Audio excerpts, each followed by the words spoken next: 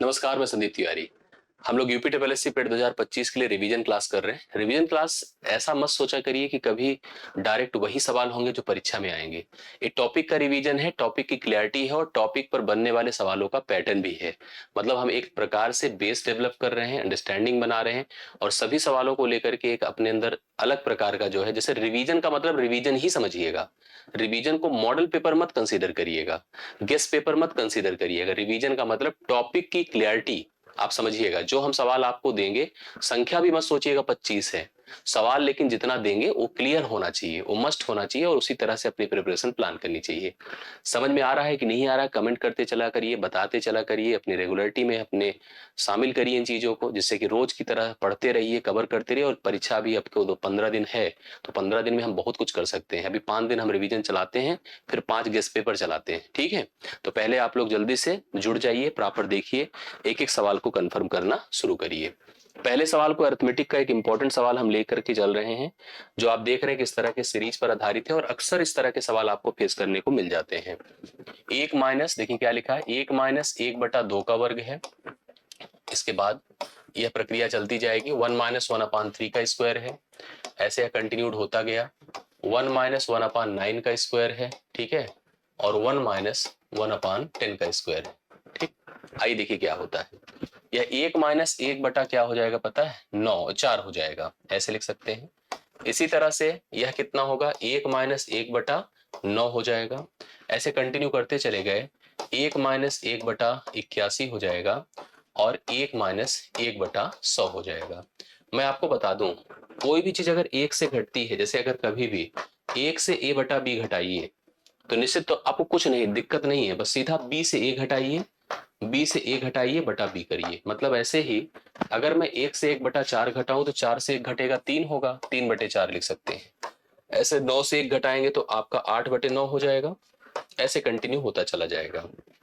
और यहां पर भी अगर आएंगे तो 80/81 होगा और यह फाइनली कितना हो जाएगा, 99/100 हो जाएगा। इसी तरह से हम लोग इसको कंटिन्यू करते जा रहे हैं, ठीक है। अब आप देखो आपके पास क्या होता जा रहा है, कैसे कैंसिल होता जा रहा है।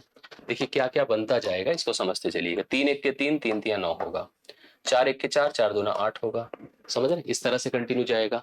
और इधर का देखेंगे तो आपको समझ में कुछ चीजें आएगी, जैसे 9 9 81 है और 9 ग्राम में 99 है। ऐसे ही आपका देखिए 20 चौके 80 है और 20 पंचे 100 है। समझ रहे कि नहीं, ये सिस्टम आपका डेवलप होता चला गया, यह क्रिएट होता चला गया, जिसको हम लोग यहाँ पर बनाते जा रहे हैं। अब जब हम इसको फाइनल रूप देंगे, जैसे कि अंत में हमारे पास क्या स्थिति आएगी, जैसे आप खुद सोचो कि हमारे पास क्या स्थिति टोटल डेवलप होगी। जैसे आगे देखो क्या होने वाला है भाई, इसके बाद जैसे आपने 1 - 3 का 1 - 1/3 का वर्ग किया था, वैसे 1 - 1/4 का वर्ग होगा। अब 4 का वर्ग होगा तो 4 का मतलब कितना होता है, 16, 16 15/16 हो जाता। भाई ऐसे अगर हम कंटिन्यू करे होते तो 15/16 हो जाता। हम यहां से भी अगर सोते 3 5 15 हो जाता, 2 8 16, मतलब ये ऐसे ही सिस्टम वैसे बढ़ता चला जाता, ऐसे बढ़ता चला जाता। और ऐसे ही कंटिन्यू यहाँ पर फिर आगे फिर प्रोसेस फिर उसी तरह से कंटिन्यू हमारे पास एक वैल्यू आती चली जाती और हम इसका उत्तर कर लेते। लेकिन आपको ये समझना है ना कि एक्चुअली हमें जब फाइनल हम डन करेंगे तो हमें उत्तर क्या देना है। समझ रहे हैं, हमें जब फाइनल हमें डन होगा तो आंसर क्या बनकर आएगा, तो इसको हमें थोड़ा समझना है और इस हिसाब से हम लोग यहाँ पर इसका सोल्यूशन देख पा रहे हैं। भाई हमने यहाँ पर भी आपको करवा दिया, तो ये आंसर कितना यहाँ पर अंतिम में कितना बनकर आ रहा है, जैसे लास्ट वैल्यू हमारे पास कितनी बनकर आ रही है, ये इंपॉर्टेंट हो जाता है और उसी आधार पे हम इसका सोल्यूशन भी देते हैं, ठीक है। क्योंकि देखो ये पूरा बहुत बड़ा स्ट्रक्चर है, जैसे अगर आप इस सवाल को पूरा का पूरा रीड करिए तो यहाँ पर देखो कैसे जा रहा है, इसको देखिएगा। 1 - 1/2 का वर्ग है, 1 - 1/3 का वर्ग है, 1 - 1/9 का वर्ग है और ऐसे। अगर हम चाहें ना, देखो जैसे अगर इस तरह से पूरा का पूरा ना सेट हो पाए तो आप, मतलब जरूरी नहीं कि बहुत बहुत बड़ा अमाउंट है, इसको छोटा बना लीजिए और करके इसको पूरा हल करने की कोशिश करिए। मैं इसको ला रहा हूँ, देखिए ऐसे में तो भाई आप ऐसे अगर प्रॉपर एलिमिनेट हो जाता तब तो चलो समझ में भी आता कि हम लोग आराम से कर लेते। इसके लिए थोड़ा सा आपको इफर्ट करना पड़ेगा पूरा। कैसे, हमने कहा 1 - 1/2 का वर्ग है, ठीक है, ऐसे आगे बढ़े। 1 - 1/3 का वर्ग है, ये भी समझ में आया। 1 - 1/4 का वर्ग है, ये भी समझ में आया। 1 - 1/5 का वर्ग है, 1 - 1/6 का वर्ग होगा, 1 - 1/7 का वर्ग होगा, ठीक है।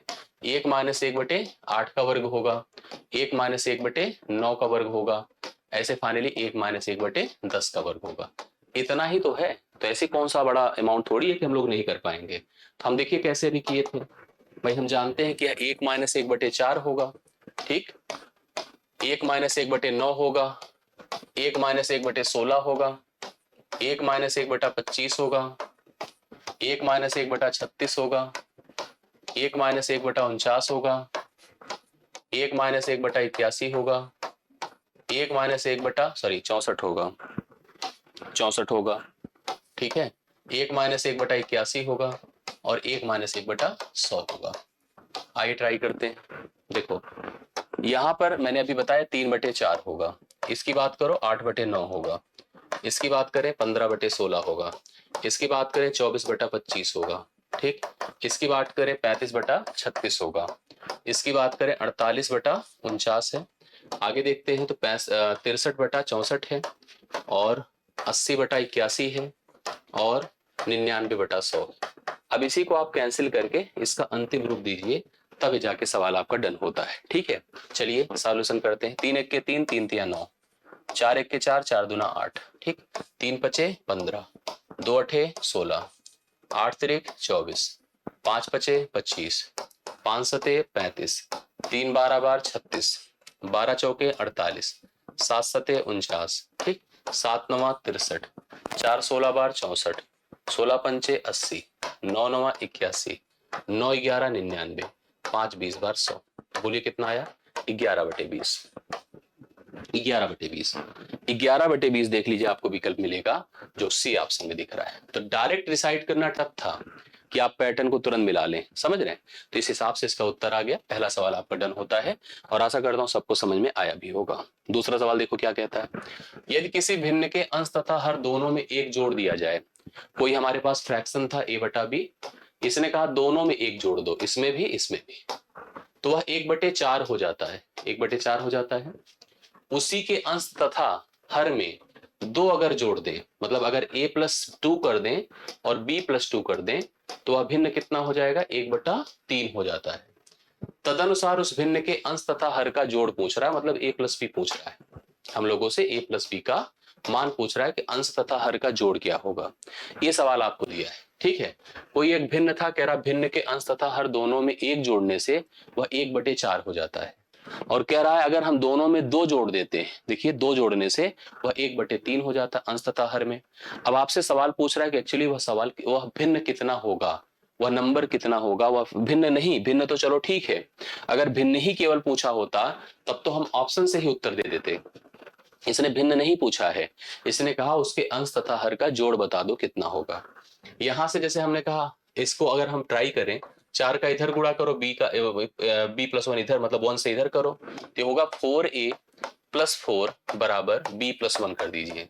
इसको लिखिए 4a - b = -3, ऐसे कर सकते हैं। इसको इधर देखिए कितना होगा, 3a+6 बराबर b+2 कर दीजिए, और इसको भी अगर हम इधर लाएं तो कितना हो जाएगा पता है, हमने कहा 3a+6 बराबर b+2, मतलब 3a - b बराबर -4। दोनों समीकरणों को ले लीजिए, कंफर्म हो जाएगा, मतलब 4a - b बराबर -3 है और साथ साथ 3a - b बराबर -4 है। आप क्या कर सकते हैं, समीकरण के हिसाब से प्लस कर दो, माइनस कर दो, प्लस कर दो, ये खत्म हो जाएगा। a हो जाएगा, a = 1 हो गया, 4 में से 3 घटेगा तो a का मान निकाल। अब b का मान अगर निकालना है किसी भी समीकरण में पुट कर दें, तो 4 × 1 - b बराबर -3 कर दीजिए। तो b को अगर हम इधर लाएं तो 4 + 3 होगा, तो मतलब b बराबर आपका 7 हो जाएगा। तो इस हिसाब से हमको अंश तथा हर का जोड़ बताना था, a + b आपका कितना हो जाएगा, 1 और 7 मिलकर के 8 होगा, जो पहले ऑप्शन में आपको दिया है। तो पहला ऑप्शन इसका राइट सोल्यूशन होगा, आप लिख सकते हैं 8 करेक्ट हुआ फ्रैक्शन होगा, और 8 करेक्ट हुआ फ्रैक्शंस के अंश तथा हर का जोड़ होगा। अगर हमसे भिन्न पूछा होता तो भिन्न 1/7 है, देखो जस्टिफाई करो, 1/7 के अंश तथा हर दोनों में एक जोड़ दीजिए, एक जोड़िए तो कितना होगा, यह 1/8 होगा, 2/8 होगा, 2/8 का मतलब 1/4 हो गया, और 2 जोड़ने से यह 3 होता और यह आपका 9 होता, तो 1/3 हो जाता। मतलब भिन्न की बात करते तो 1/7 आता, और अंश तथा हर के जोड़ की बात अगर हम लोग करते हैं तो कितना आएगा, 8 आएगा, पहला ऑप्शन। अगले सवाल पर चलिए।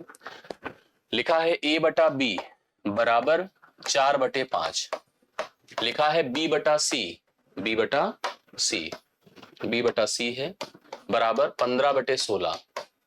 अब हमसे कहा है इस क्वेश्चन में 18c² minus 7a² divide by 45c² plus 20a²।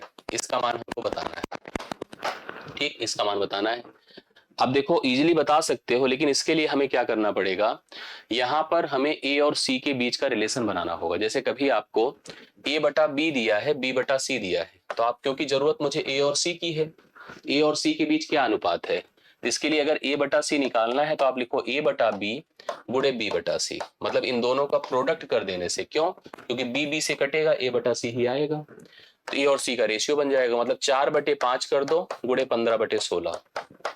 ठीक है, 5 या 15 होता है, 4 1 के 4, 4 चौके 16, 3/4 हो गया। a बटा c है, a का मान 3 है और c का मान 4 है। ठीक है, a का मान 3 है और c का मान कितना है, 4 है।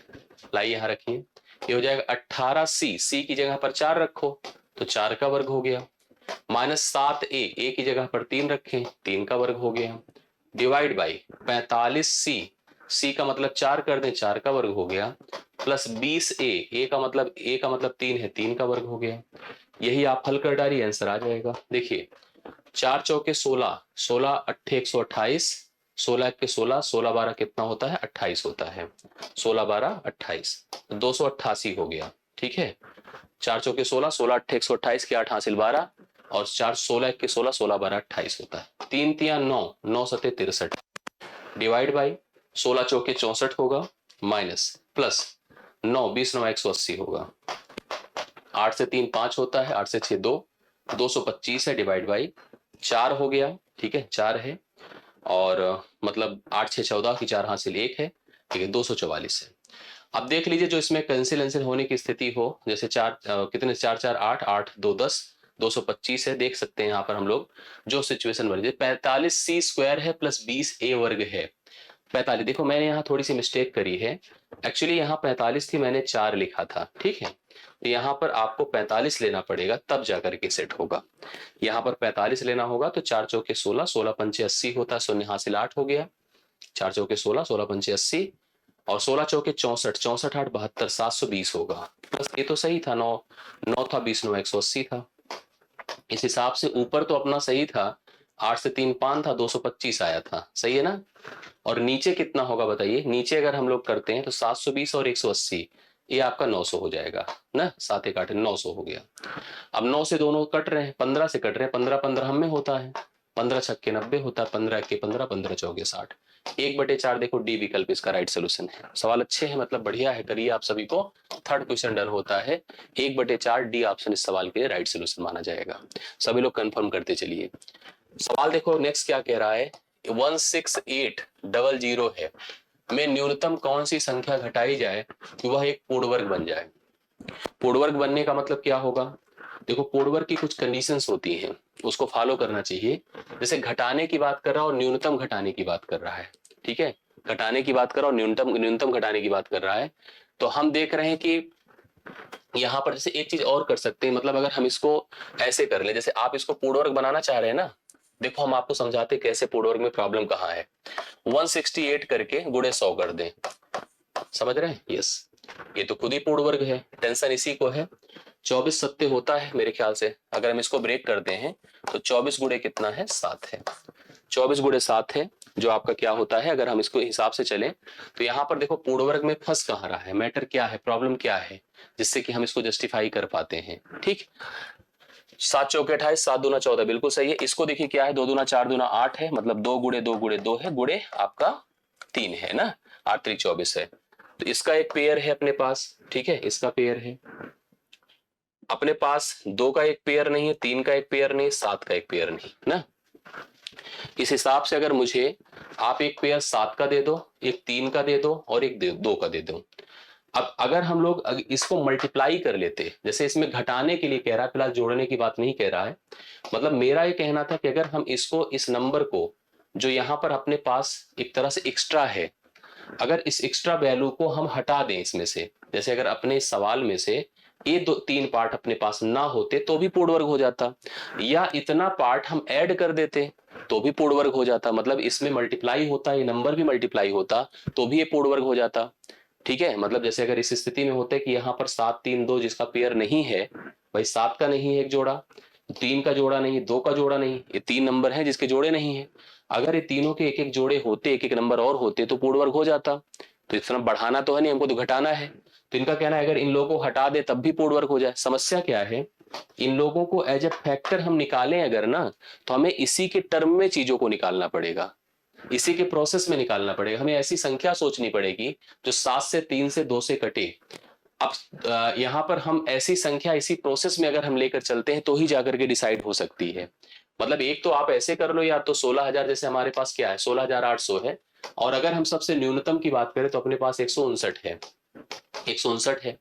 10 से 9 1 होता है, 9 से 5 4 होता है, 9 से 5 4 होता है, 7 से 1 6 होता है, और ये 6 होता है। आपका 16,441 हो गया, 16,641 सॉरी हो गया।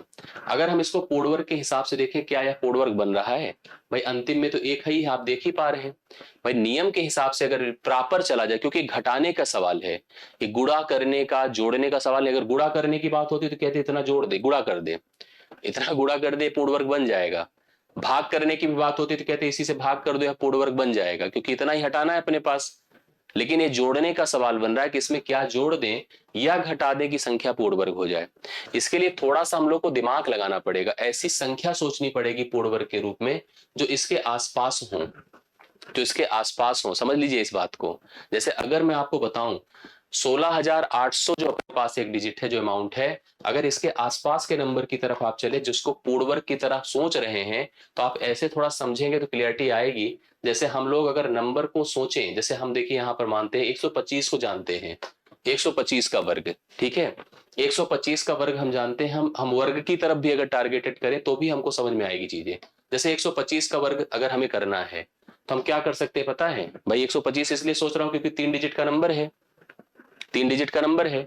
आप इसका वर्ग करके देखो कितना आता है 125 का। 125 100 से 25 ज्यादा है, 25 और बढ़ाए तो 150 हो गया। ठीक, 25 का वर्ग 625 होता है, 625 लिखिए। 25 आप ले लो, 6 इनको तो 156 25 हो गया। इसी प्रकार से अगर हम 126 का वर्ग करके देखें, देखिए अभी यहीं से कंफर्म हो जाएगा। 126 का वर्ग करके देखें तो 26 ज्यादा है 100 से, 26 और बढ़ाइए 152 होगा। ठीक है, 152 होगा। और उसके बाद 26 का वर्ग 676 होता है, 676 में 76 आप ले लो और 6 इनको दे दो तो 158 हो जाएगा। ठीक है, 158 हो गया। अब मुझे लगता है कि हम नजदीक पहुंच रहे हैं, लेकिन एक स्टेप और कर लीजिए, 127 कर लीजिए। अगर 127 है, 27 ज्यादा 154 हो गया। 27 का वर्ग 729 होता है, 29 आप ले लीजिए, 7 इनको दी तो 161 29 हो गया। मतलब आपको यहाँ पर लगभग लगभग हम लोग पहुंच रहे हैं उस स्थिति पर। 161 29 है और यहाँ पर कितना है 168 है, तो चाहे तो एक स्टेप और बढ़ा सकते हैं यहाँ पर, समझ में, जिससे चीजें कंफर्म हो जाए। मान लीजिए हम लोग यहाँ पर 128, जैसे हम लोग इसी तरह से ही कंफर्म करें तो ज्यादा बेहतर है। 128 का वर्ग कर लें, क्योंकि ऐसे पहचान कर पाना बहुत टफ रहेगा। 128 156 हो जाएगा, समझ रहे हैं? 128 में अगर हम 100 से ज्यादा मान रहे हैं 28, तो 28 और बड़ा 156 हो गया। 28 का वर्ग अगर हम लोग करते हैं तो आप सबको देखिए 2 डिजिट का भी वर्ग दिमाग में रख लीजिएगा, कारण आना चाहिए आप लोगों को। 28 से अगर वर्ग करते हैं ना, ये सब चीजें भी समझने की जरूरत है। 8 8 64 कर दो, ठीक है, 8 दूना 16, 16 32 होता है, और 2 दूना 4 होता है। देखिए 64 4 होता है, 32 6 38 6 होता है, 8 होता है, 4 3 7, 784 हो गया। 784 अगर करते हैं तो 84 आप ले लीजिए, 7 इसको दे दी तो 163 हो गया। ठीक है, 163 84 है, जबकि वहां पर कितना है 168 00 है। तो हम लोग, अच्छा एक चीज और बताइए, जो आपका होता है 130, अगर इसका वर्ग करते हैं 13 तरह में 169 होता है, 00 हो जाएगा। यहाँ पर अपने पास 168 मतलब उससे 100 कम है। तो अब हम समझ गए कि हम प्योर जो हमारी संख्या होगी दरअसल 29 के हिसाब से होगी। मतलब हम 29 के अकॉर्डिंग सोचेंगे तो कंफर्म हो जाएगा। 129 का वर्ग क्या होगा बताइए? 129 का वर्ग, क्योंकि हमको जोड़ के तो जाना नहीं, हमको तो घटा के आना है, घटा के आना है ना 129 का। अगर 129 की हम लोग बात करते हैं तो यह कितना होगा बताइए, 29। 100 से ज्यादा है तो 129 का अगर वर्ग कर रहे हैं, प्लीज ध्यान से समझना है, 158 हो गया।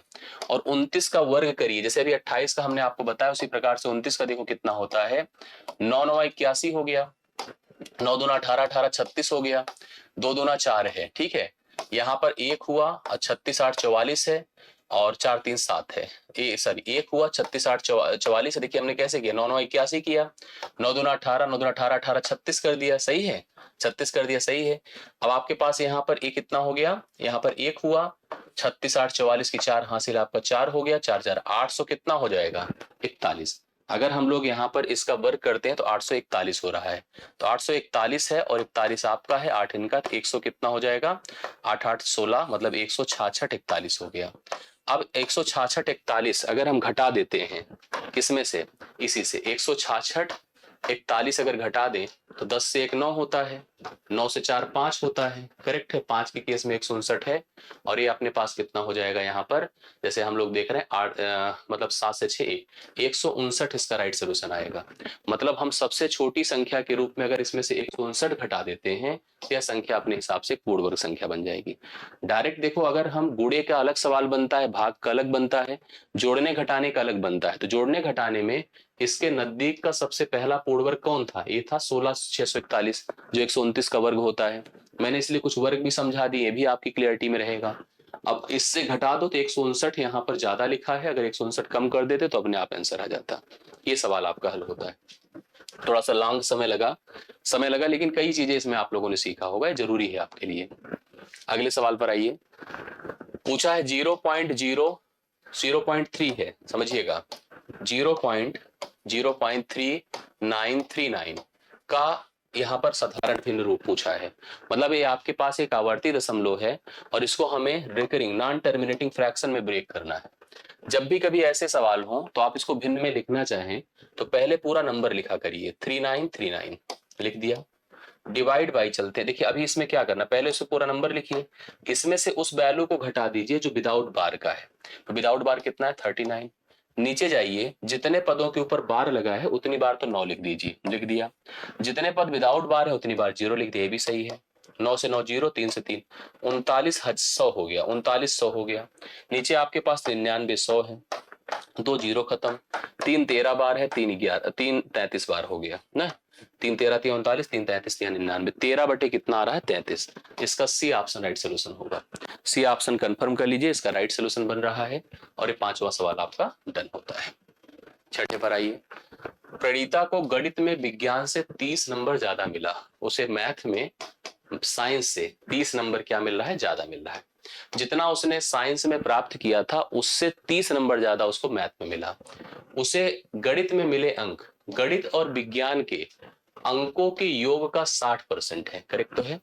जो उसे मैथ में नंबर मिला है, ध्यान से देखिएगा, मैथ में जो नंबर मिला है, मैथ प्लस साइंस, देखो दो चीजें हम पहले तो एक कंपेयर ऐसे कर रहे हैं कि साइंस से 30 नंबर ज्यादा पाई है मैथ में, दूसरी तरफ वह रेशियो बनाई है। देखो कैसे रेशियो, मतलब एक प्रकार से आप कह सकते हैं कि मैथ और साइंस के जो अंकों का अंतर है वो 30 है। भाई अगर मुझे मैथ में साइंस से 30 नंबर ज्यादा मिला है तो मेरा मैथ और साइंस के अंकों का अंतर कितना है, 30 है। सवाल देखिए क्या कहता है, लिखा है उसे गणित में मिले अंक, गणित में मिले अंक, गणित तथा विज्ञान में मिले अंकों से, देखिए लिखा है गणित में मिले अंक गणित और विज्ञान के अंकों के योग का 60% है। अगर यहाँ पर 100% मिला है, 100 नंबर मिला है या 100% है तो यहाँ 60% मिला है, तो 20 यहाँ 60 है, 20 पंचे 100 है। मतलब अर्थ ये बना कि उसे गणित और विज्ञान में अगर 5 नंबर मिलता है तो अकेले गणित में 3 नंबर मिलता है। तो आप बताओ साइंस में कितना मिला होगा। साइंस में, क्योंकि मैथ साइंस में 5 मिला है जिसमें मैथ का हिस्सा 3 है, तो साइंस का हिस्सा कितना होगा, 2 होगा। हम समझ गए कि मैथ और साइंस का जो रेशियो बनेगा वो 3:2 का बनेगा, सही है। अब दोनों का डिफरेंस क्योंकि हमें दिया है 30, यहाँ डिफरेंस कितना होगा, 1 बराबर करो 30। पूछा क्या है उसे विज्ञान में, विज्ञान की वैल्यू कितनी है, 2 बराबर 60 मिला है। मैथ का पूछा होता तो 3 30 या 90 मिलता। पूरे की बात करते तो 90 60 150 मिलता। ये आपको समझना चाहिए, ठीक। चलिए छठवां डन होता है। 7वें पर आइए। 30 संख्याओं का औसत 40 है। 30 अपने पास कोई संख्याओं का कलेक्शन था जिनका एवरेज 40 था। अन्य 40 संख्याओं का औसत 30 है। ये कंबाइंड एवरेज का कॉन्सेप्ट है। जैसे अगर अपने पास संख्या दी जाए और औसत दिया जाए, ठीक है, जैसे मुझसे किसी ने कहा कि n संख्याओं का औसत या n1 संख्याओं का औसत x है, ठीक, n2 संख्याओं का औसत y है। तो मुझसे कोई पूछे n1 प्लस n2 संख्याओं का औसत क्या होगा, तो पहले तो आप इनका योग सोचो। इसका योग हो जाएगा n1x, इसका योग हो जाएगा n2y। यहां पर औसत अगर करना होगा तो हम लिखेंगे n1x plus n2y divide by जो संख्याएं हैं n1 प्लस n2, करेक्ट है। n1 प्लस n2 कितनी संख्याएं उसी से भाग करना होगा। यही सेम यहां पर भी प्रोसेस है। देखिए आपको क्या करना है भाई, अपने पास योग आ गया, योग को संख्या से भाग करिए तो औसत आएगा, यहां से जो आएगा इसका औसत हम लोग कर रहे हैं n1 और n2 का। सवाल देखो कह रहा है कि हमारे पास 30 संख्या थी, 30 संख्या थी, औसत कितना था 40। अन्य 40 संख्या थी, औसत कितना था 30। इसका योग होगा 1200, इसका भी योग होगा 1200, टोटल योग हो गया 2400। टोटल संख्या है 40 30 70, 7 त्रिक 21, 3 0 7 चौके 28, 28 2/7, 34 सही 2/7 होगा। ये ऑप्शन, पहला ऑप्शन राइट सोल्यूशन होगा। ठीक है, इस तरह से इसको कंफर्म करिए। फर्स्ट ऑप्शन ए ऑप्शन इस सवाल का करेक्ट आंसर होगा। अब ग्राफ के सवाल है, कुछ देख लीजिए, इसको जनरल सवाल है, एकदम क्लियर करिए। दिए गए ग्राफ को ध्यान से पढ़ें और उसके नीचे दिए गए प्रश्नों का उत्तर दें। ठीक, हमारे पास साफ साफ दिख रहा है, दो लाइंस दिख रही है दो कंपनियों की, कंपनी ए है कंपनी बी है, ग्रीन कलर से कंपनी ए है और ऑरेंज कलर से कंपनी बी है। अलग अलग यहाँ डिपार्टमेंट है, आईटी, एचआर, विपणन, वित्त, अन्य प्रशासन, इस तरह से अलग अलग डिपार्टमेंट है। आंकड़े दिख रहे हैं जैसे कि आप 0 से 1 पर हैं, 1 से 2 पर है, 2 से 3, 3 से 4, 4 से 5, 5 से 6, 6 से 7 ऐसे जा रहा है। थोड़ा सा कंफ्यूजन इस तरह से तब होता है, जैसे आईटी में अगर हम कंपनी ए की बात करें तो आप कहिए ए 5.5 है, ठीक है, और कंपनी अगर हम बी की बात करेंगे 7.5 होगा। तो ये आपको समझना पड़ेगा उन आंकड़ों की पोजीशन को डिक्लेयर करते हुए। आगे कर्मचारियों की संख्या दे रखा है और सैकड़ों में है। जैसे अगर आप मुझसे पूछोगे कि आईटी में कंपनी ए में कार्यरत कर्मचारी कितने हैं, तो हम कहेंगे यहाँ पर 5.5 है, सैकड़े का मतलब 100 से गुणा करो तो 5500 आएगा, लेकिन दशमलव लगेगा तो 550 कर्मचारी माने जाएंगे। इसी हिसाब से सारे आंकड़े प्रेजेंट किए जाएंगे। आई सवालों की तरफ। कंपनी बी की, कंपनी बी कौन, ए है ऑरेंज वाला। विपणन विभाग में कार्यरत कर्मचारियों की संख्या, तो विपणन ए है कंपनी बी ए है, मतलब 7 है, 7 के आगे 2 जीरो चाहे लगा लीजिए, अभी जरूरत नहीं है, फिलहाल लगा सकते हैं। कंपनी बी के विपणन विभाग में कार्यरत कर्मचारियों की संख्या, कंपनी में कार्यरत कर्मचारियों की कुल संख्या का कितना परसेंट है, तो आप इसको अभी जीरो मत लगाइए, पहले इस कंपनी के सभी कर्मचारियों की बात करिए। ये 7.5 है, ये आपके 5 है, ये 7 है, ये 3.5 है, हाँ, और ये कितना है 2 है। आप देखो 7, 7.5 और 3.5, 11, 11 7 18 5 23 2 25, टोटल अगर हम बात करें कंपनी बी में तो 25 कर्मचारी हैं। 25 के बाद 100 लगा दीजिएगा। और हमको जरूरत किसकी है, कंपनी मतलब कंपनी बी की, तो हमने नोटिस किया इसका विपणन डिपार्टमेंट कितने कर्मचारी रखा है 7, तो हमें इस 7 को परसेंटेज में कन्वर्ट करना है पूरे का, और लगभग में आएगा। देखो क्या कहा है, कंपनी बी के विपणन विभाग में कार्यरत कर्मचारियों की संख्या, बी मतलब ऑरेंज कलर मैंने मेंशन किया, ऑरेंज कलर, और इसमें कार्यरत कर्मचारी कितने हैं 7 है। लिखा है कंपनी में कार्यरत, मतलब उसी कंपनी में कार्यरत कर्मचारियों की कुल संख्या का कितने परसेंट, मैंने यहाँ पर संख्या भी ऑलमोस्ट सही निकाला है। यहाँ पर 2 रखा है, यहाँ 2.5 3.5 रखा है, यहाँ 7 है ही है, यहाँ 5 है, और यहाँ पर 7.5 है। तो 3.5 और 7.5, 7 3 10 11, 11 5 16, 16 7 23 2 25 करेक्ट है। तो 7 गुणे 100 बटे आप कर दो 25, 25 चौके 100, 7 चौके 28, 28% यहाँ पर बी ऑप्शन राइट सोल्यूशन होगा। ठीक, नेक्स्ट क्वेश्चन देखो। दोनों कंपनियों के प्रशासन विभाग, दोनों कंपनियों के प्रशासन विभाग, कंपनी ए कंपनी बी में मिलाकर कार्यरत कर्मचारियों की संख्या 4 है, और ये कितनी है 4 है 2 है, 4 2 मिलकर क्या होता है 6, 4 2 मिलकर 6। दोनों कंपनियों के प्रशासन विभागों में मिलाकर कार्यरत कर्मचारियों की कुल संख्या का, दोनों कंपनियों के वित्त विभागों, वित्त कहाँ है बगली में है, वित्त यहाँ पर 3.5 है और यहाँ कितना है 4.5 है, 4 3 7 8 हो गया, टोटल क्या है 8 है। तो दोनों के प्रशासन विभाग में 6 हैं, दोनों के वित्त विभाग में 8 हैं। ठीक है, अनुपात पूछ रहा है, 2 तिया 6 है, 2 चौके 8 है, 3 4 है। 3 4 आप इसको डी ऑप्शन लगा दीजिएगा, 3 4 डी ऑप्शन लगा दीजिएगा। 9वां सवाल डन होता है। कंपनी ए के एचआर विभाग में, कंपनी ए मतलब ग्रीन कलर, और इसका एचआर विभाग देखो कितना है, 8 है। कंपनी ए के एचआर विभाग में कार्यरत कर्मचारियों की संख्या कंपनी बी के वित्त विभाग में, कंपनी बी है हमारे पास मतलब ये वाला, और वित्त विभाग में देखो कितना है, 3.5 विभाग में कर्मचारियों की संख्या का लगभग कितने परसेंट, मतलब मुझे इस वैल्यू को परसेंट बनाना है, इसका बनाना है।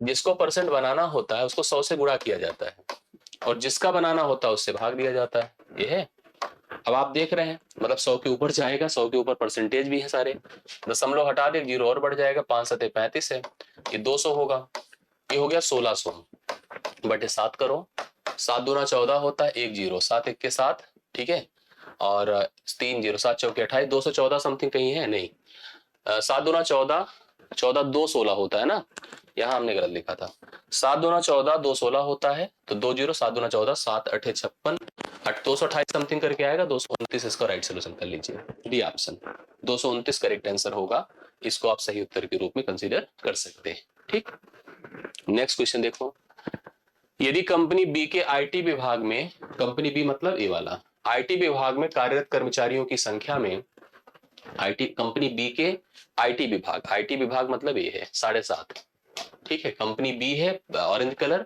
और उसके आईटी विभाग के कर्मचारी 7.5 हैं।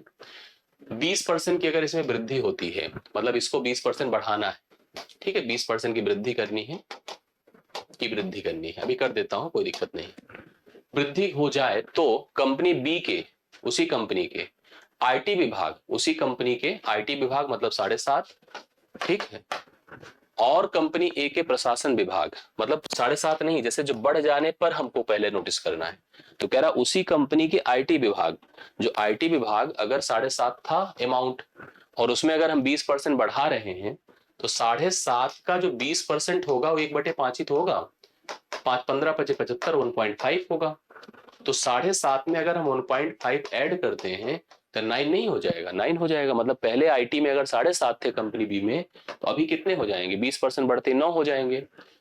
तो अगर इसने यही कहा है तो बी के आईटी विभाग मतलब 9, और कंपनी ए मतलब ग्रीन कलर के प्रशासन विभाग कहाँ है, ए है, ठीक है, ये संख्या कितनी बताएं, 4 के बीच अंतर कितना है, ये 9 है 4 है, दोनों का डिफरेंस 5 का है, 5 के बाद 100 लगा दीजिए, 500 का अंतर है, क्योंकि सैकड़ों में 100 में लगाना ही पड़ेगा, 100 के हिसाब से तो वैल्यू दिया है, 500 का अंतर है।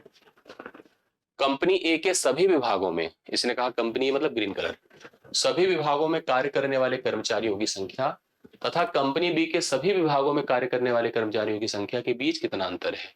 तो ए की बात करा जाए तो ए में 5.5, 8, 8.5, 4.5 और 4, ठीक है, जोड़िए, देखिए पहले कंपनी को जोड़ लीजिए, 8 5 13 14 हो गया, 14 8 22, 22 4 26, 26 4 30.5 है, चेक कर लीजिए आप सभी लोग कितना 30.5, और इधर इसकी तरफ चला जाए कंपनी बी की तरफ, बी में यहाँ 7.5, ठीक है, गलती हो तो बता देना, 5 है, 7 है, 3.5 है और 2 है। कंपनी बी को टोटल जोड़ी दे कितना आता है, जोड़ते हैं, 7.5 3.5 11, एक बार जोड़ा था 25 आया था, 11 7 18 5 23 2 25, ये 25 है। दोनों के बीच जो अंतर है वो कितने का है बताएं, 4.5 का, क्यों नहीं 4.5 कैसे, 25 35 5.5 का होगा ना, 5.5 का। अब 5.5 को संख्या में कन्वर्ट करना है तो 100 से गुणा करिए, 550 आएगा, करेक्ट, 550 का अंतर है, ठीक, तो इस तरह से इसका उत्तर 550 है। आ रही बात है समझ में, ये 12वां आपका डन होता है। नेक्स्ट देखिए, अरिथमेटिक का सवाल है, 3 संख्याओं में से दूसरी संख्या पहली की 2 गुनी है, 3 संख्याएं अपने पास जिसमें दूसरी संख्या पहली की 2 गुनी है तथा तीसरी की 3 गुनी है न, जो पहली है, पहली जो है वो दूसरे से भी संबंधित है और तीसरे से भी संबंधित है। यदि तीनों संख्याओं का औसत 44 है तो पहली तथा तीसरी संख्याओं का अंतर बताओ क्या होगा। ये पहली है, ये दूसरी है, ये तीसरी है। सवाल क्या कहता है, पहली संख्या दूसरी की दोगुनी है, पहली संख्या दूसरी की दोगुनी है, तीसरी संख्या की तीन गुनी है, तीसरी संख्या की तीन गुनी। ऐसे में तीनों संख्याओं का अनुपात हम निकाल सकते हैं। कैसे, एक है दो है दो कर दो, एक है तीन कर दो, यह मान 3 हो गया, यह मान 6 हो गया, यह मान 2 हो गया। 3 6 2 करेक्ट है, 3 6 2। तीन संख्याओं में पहली दूसरी तीसरी का जो रिलेशन बना, पहली दूसरी तीसरी, ध्यान देना, देखो दूसरी की डबल है और तीसरी की ट्रिपल है। कह रहा तीनों संख्याओं का औसत, औसत दिया है तीनों संख्याओं का, कितना बताओ, 44। कह रहा पहली और तीसरी का अंतर पूछ रहा है ना। इसके लिए भाई हम तुलना तब कर पाएंगे जब हमें इन संख्याओं का योग पता हो।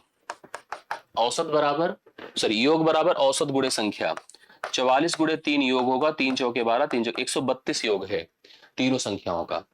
इनको कंपेयर करिए, 6 3 9 2 11 से, 11 बराबर 132 कर दें, 1 बराबर 1 2 12 हो जाएगा। पहली कौन है, पहली 6 है, लिखा है पहली, और तीसरी कितनी है, 2 है। दोनों के बीच अंतर कितने का है, 4 का। 4 का मान बताओ, 12 चौके है, क्या बोला है, पहली और तीसरी संख्या, पहली और तीसरी संख्याओं का अंतर पूछ रहा है।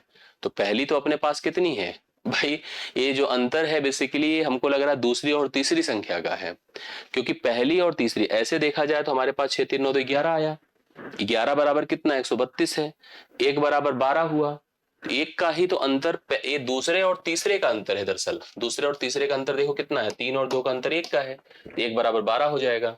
ये जो अंतर है दूसरे और तीसरे का है, अगर ये हम कर रहे हैं तो दूसरी और तीसरी संख्या का है। उस फ्लो में अगर हम लोगों को सवाल बना दिया ना, दरअसल इसको अगर हमसे कहा है कि पहली और तीसरी, तो पहली तो 6 मानेंगे ना हम लोग, और तीसरी 2 मानेंगे, ऐसे में तो अंतर 4 आएगा, तो 4 के हिसाब से 12 चौके 48 आना चाहिए। समझ गए सवाल ना, इसको ध्यान दीजिएगा इस बात का।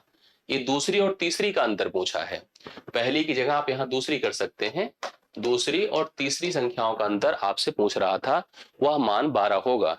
लेकिन अगर पहली तीसरी को, क्योंकि पहले को तो हम बीच में रखे हैं, पहले को तो बीच में रखे हैं, तो पहली और तीसरी का अंतर पूछेगा तो 48 ही आएगा। ठीक है, इसको समझिएगा आप लोग।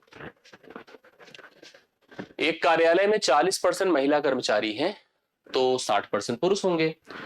उनमें से 40% महिलाओं और 60% पुरुषों ने मेरे पक्ष में मतदान किया। मैं अगर मान लो चुनाव लड़ता तो मेरे पक्ष में मतदान किया, तदनुसार मेरे मतों का प्रतिशत कितना रहा। देखो 100 की टोटल संख्या थी, 40 महिला थी, 40% का मतलब 40 महिला थी, पुरुष कितने थे 60, पुरुष कितने थे 60। सवाल क्या कहता है, इसमें से 40% महिलाओं ने, इसका 40% करिए, 16 हो जाएगा। कैसे, 0 0 खत्म, 4 चौके 16, और 60% करिए, 60% पुरुषों का 36 हो जाएगा। ये दोनों को जोड़िए, 52 आ जाएगा। 100 का 52 क्या होता है, 52%। इसका मतलब पूरे में से 52% लोगों ने मुझे मतदान किया और मैं जीत गया, क्योंकि कुल मतों का जो 50% से अधिक मत पाता है वो विजेता होता है। तो यह व्यक्ति, मतलब अगर मेरा नाम ही है तो मैं इस मतलब इस इलेक्शन में विजयी हूं और जीता हूं। ये 14वां नंबर डन होता है। इसको सॉल्व करिए, 3 की पावर x है माइनस 3 की पावर x माइनस 1 है, बराबर 18 है। आपसे x की पावर x पूछ रहा है, इसका मतलब x चाहिए, पहले x तो निकले, आई ट्राई करते हैं। देखिए कितना होगा बताइए। सबसे पहले आप 3 की पावर x कॉमन कर लो, कर लिया हमने। जैसे कॉमन करेंगे यहाँ 1 होगा, यहाँ ये 3 की पावर माइनस 1 बचेगा, 1/3 होगा। दरअसल ऐसे समझिएगा, जैसे 3 की पावर अगर x माइनस 1 लिखा है तो मैं इसको लिख सकता हूँ 3 की पावर x बटा 3 की पावर 1, मतलब 3 की पावर x जाएगा, तो अगर हम 3 की पावर x को हटा दें यहां से, तो 1/3 की पावर 1 होगा। ये नियम होता है ना आपका, अगर घाते घट रहे हैं इसका मतलब जो है समान आधार पर घातों का मतलब नंबर्स का भाग दिया गया होगा। बराबर कितना है बताया, 18 है। 3 की पावर x से अभी 1 से घटाया था, 2/3 आया था, वो आएगा ऐसे करेंगे तो 18 है, 2 9 18 है, यहां पर जाएगा 3 की पावर x बराबर 27 होगा। 3 की पावर x बराबर 3 की पावर 3 कर दो, बेसिस सेम है, पावर इक्वल कर दो। x का मान 3 है, 3 की पावर 3, 27 आएगा। इस सवाल का राइट सोल्यूशन 27 होगा। और ये 15वां सवाल आपका डन होता है। आज का रिवीजन यहीं से समाप्त होता है। तो ये रिवीजन आपके लिए महत्वपूर्ण है। सवालों के स्तर को, सवालों के लेवल को, सवालों को बेसिक थीम बनाकर करिए। समझ में आए नहीं आए कंफर्म करिए, हमें अपडेट करिए, जिससे कि हम उस हिसाब से प्लान करें। 5 दिन इसको कंटिन्यू करेंगे 25 तक। इसके बाद हम गेस्ट पेपर चलाएंगे 5 और। हम अभी के लिए यहीं पर इसको रोक रहे हैं। थैंक यू सो मच, सभी को धन्यवाद। क्योंकि जो 25 के बाद सेट्स आएंगे वो प्योर एग्जाम ओरिएंटेड होंगे, परीक्षा के पूरी तरह से आधारित होंगे। तो अभी के लिए इतना ही। बहुत बहुत धन्यवाद। मिलता हूं नेक्स्ट क्लास में। Thank you so much.